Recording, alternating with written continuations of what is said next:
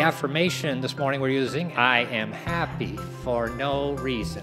Now, doesn't that sound wonderful, just to be happy for no reason? We believe that we need a reason to be happy. We believe that we need a reason to be healthy. We believe we need a reason to be prosperous. We need a reason for all of these things in life. But in fact, that's not true. And we believe that circumstances and situations bring us the feelings that we have. And in fact, the circumstances and the situations of life do not bring us the feelings that we have. The feelings that we have come from where? From us. So happiness is happiness for no reason. No reason, because we are happy. I am happy, I am healthy, I am prosperous. That's a reality. Those are three statements upon which this faith tradition is built.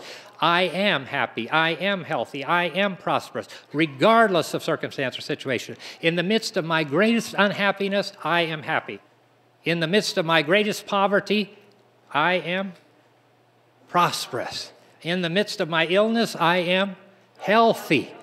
And if we see that and say it and begin to behave like it, what happens is the physical aspects may or may not change. They often do, because our minds determine a great deal about our bodies. But that's not the point. The point is that when we say it and say it despite appearances to the contrary, and that's another key, the appearances to the contrary. We don't look at the appearances, all right? So I'm happy for no reason. This is the ingredient for looking at your purpose in life. That reality and ability that we have to understand that truth is so very important to us.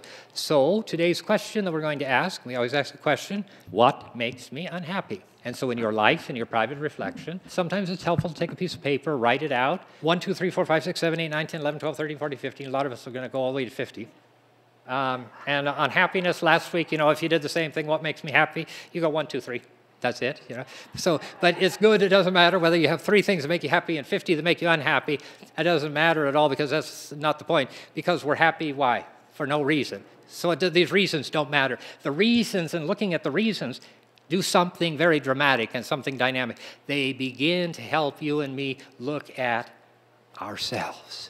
So what makes me unhappy? What makes you unhappy? What makes each of us unhappy? Is it life? Is it people? Is it relationships? Is it whatever it is? And write that down. Get it down on paper. It's a great way to do it. And a great way to do it is to look at, and if you didn't make a list last week, you can do it this week. Make a list of what makes you happy. Doesn't matter how foolish or how silly it is. If it makes you happy to go get drunk, say, it makes me happy to go get drunk. It isn't like you're not spiritual if you're physical. So, all right, you want to get drunk, get drunk. So that's all right. I don't suggest it, but if you want to do it, do it. So I always say these things. I'm not suggesting it, but, because I know that it happens. People do these things. So if something makes you happy, write it down. If something makes you unhappy, write it down. Be specific. And so you write it down. What is it that makes me unhappy? And you know what's going to happen? In order to find our purpose and our meaning in life, we have to begin with what makes us happy. We have to begin with what makes us unhappy. And when those things converge, and we're going to talk about this next week, when those things converge, you're going to find your purpose and your meaning. And do you know why? Because this teaching is so fundamental and so practical. It was the founders who said that New Thought is practical spirituality. But they said that the church had become so immersed in doctrine and creed that it had missed the message.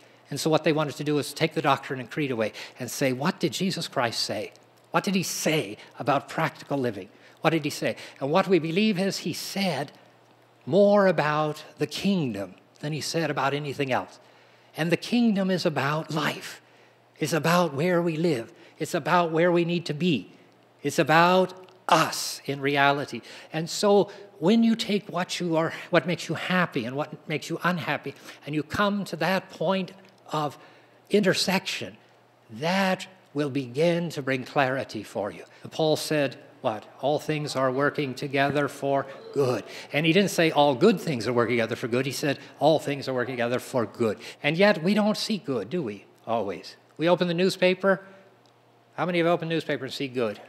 Hattie Garlish, the co-founders of this fellowship, used to always tell us, if you open the newspaper and you don't see it just overflowing with good, then you are missing the teaching Why? Because the teaching is not about seeing appearances. The teaching is about seeing beyond appearances. So if you open the newspaper and you see a war, what do you think? Peace. What would happen if everybody on planet Earth that opened a newspaper every morning read about war, and instead of thinking, isn't the war terrible and it's awful and all these things, instead they said, I see peace in the Middle East. I see love in the heart and mind of that killer. I see this. I see that. I see. Jesus said, I see.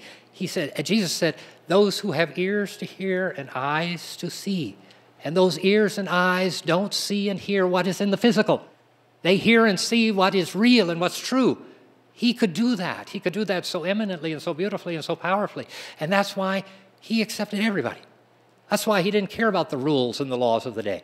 It's not the don'ts of life, it is the do's of life. And in the don'ts of life, the few that we see in Scripture, those don'ts tell us what we should do in the don't. And that's what is going to happen when you see what makes you unhappy. Because when you are unhappy, you are seeing appearances. When you see what makes you happy, you are seeing the truth. And it is not the truth because that makes you happy. You're not happy because you're drunk, if that's what makes you happy. You're drinking, for the most part, because you want to feel the way you feel when you drink. And the way you feel when you drink is good. And yet in life, you don't feel good. So you go drink, or take drugs, or eat food, or buy. It's telling you what you need to do to see the good. And the solution is either come to understand yourself or be drunk all the time. But you know what? If you die, nothing's going to change because the problems, the circumstances, situations are still going to be with you. You know, so many people think, oh, if I die, it's all going to be better. If we die, it is going to be better. But life goes on eternally, and so there is a process of wherever you left off here, we're going to pick it up on the other side. And we're going to learn the lessons, and we're going to come to know the truth. And the truth is to understand who and what we are. So back at this intersection, whatever it is that makes you unhappy, whatever it is you believe that's making you happy, if what's making you happy is something that is not good, healthy, positive, then it is revealing to you an emotion or feeling that you can't feel when you're not drugged up or have the food or have the whatever you need. Because your life, your heart, and your mind are trying so desperately to tell you, you are happy. And you don't need that to make you happy. But if that's what you want, that's what you can have. That's called free will. Another way of looking at that from a psychological standpoint, a sociological standpoint, a spiritual standpoint, we do it in New Thought, is whatever you don't like in another person is what? Is what you don't like in yourself. I don't like that person because she's judgmental. Let me talk to you for 10 minutes and I'll convince you. Let me tell you, sit down right here on my couch and I'll tell you about yourself. And I don't have to tell you, I'll get you to tell yourself. Whatever you see in other people, whatever it is that irks you, whatever it is that makes you mad, that's what you have within you. It isn't them. It's you. It isn't them. It isn't their behavior. It's you. It's you. And the responsibility is ours. And that's the truth. And so as we find meaning and purpose, we have to understand that those things that make us unhappy are great revealers, but especially this week as we look at those things that make you unhappy. The good news is that the unhappiness in your life and in my life is revealing to us, to every one of us, that which we need to know and understand more fully and completely. And the person, the circumstances, the situation that bothers us most is what we need to understand. We need to understand that when you read that newspaper, it's filled with good. It's filled with good. It's filled with the opportunity to send forth thoughts of love and light and strength and good. How many of you ever thought when you watch the television and the news and some horrific and terrible thing happens, you know, that when someone's being described that's going off to prison for something, that you just pause and send a positive thought for a minute. Send the thoughts. Send it. And if you're able to do that, wonderful, magnificent things happen. So this week, what we are going to do is apply our affirmation. The affirmation we're going to remind ourselves about is, I am happy for no reason. Then make the list of those things that make you unhappy. Take the list of those things that make you happy. Build the list of what makes you happy from this week. Next week, you're going to take that list. I'm not asking you to bring it here. We're not going to expose anything. This is for you and you alone. And you take those two lists, and we're going to see the convergence. And when we see the convergence, I'm going to show you how to put it together. And when you put it together, where that converges is going to be your purpose and your meaning. And it's going to change from time to time. It's not going to be the same when you're 18 and 35 and 65.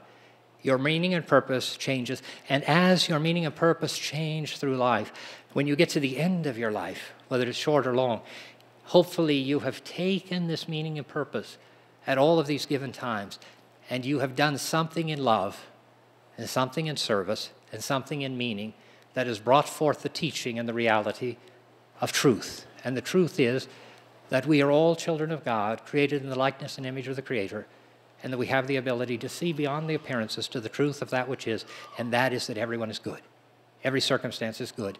Everything that makes you mad is good. Everything that upsets you is good, because it's here to teach you and me a lesson. And the lessons are there day by day. And you know what? Until we learn the lessons, they'll keep on coming. They'll keep on coming. I guarantee it. And you know what? If you don't do something about it, you'll keep on drinking, because it'll make you feel better, and you'll feel that that's your point of happiness. Instead, the drinking, the eating, all of those things, they are there for a purpose, and they're trying desperately to tell you what you already know and what you need to live in your life.